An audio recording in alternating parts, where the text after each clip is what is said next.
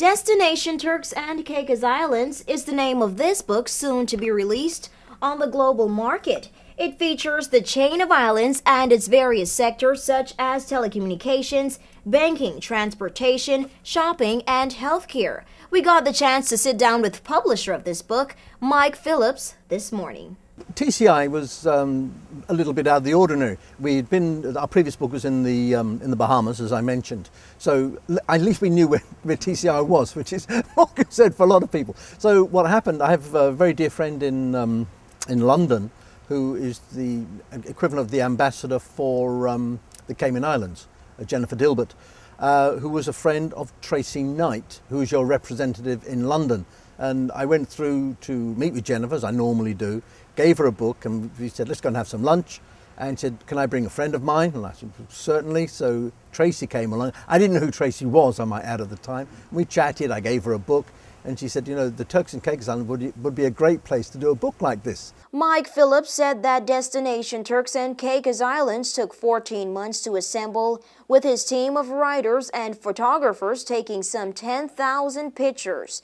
The team resided here in Provo during the production period, and Phillips, who's scheduled to leave this weekend, is the only member left. We've already sent 1,000 copies to your office in London for Tracy Knight, and she'll be distributed in these to important travel agencies, to VIPs, to potential investors, and even talking out of sending them to all the MPs in our Houses of Parliament there.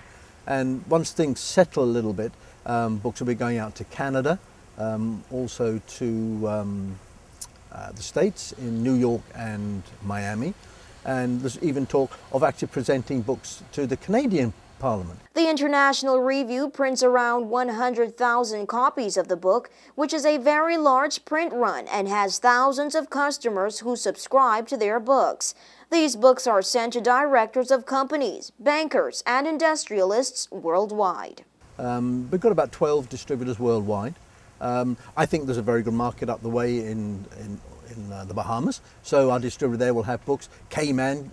Every country we've done a book, we distribute in because they know the brand.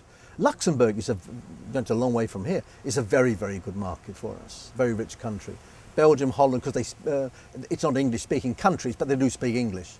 North America is potentially a very good market for us, which we're looking at to try to extend that a little bit. Phillips said that what makes this book so different from many others featuring a country is the companies, no politics rule. But I picked it up, and in the first page was a former premier.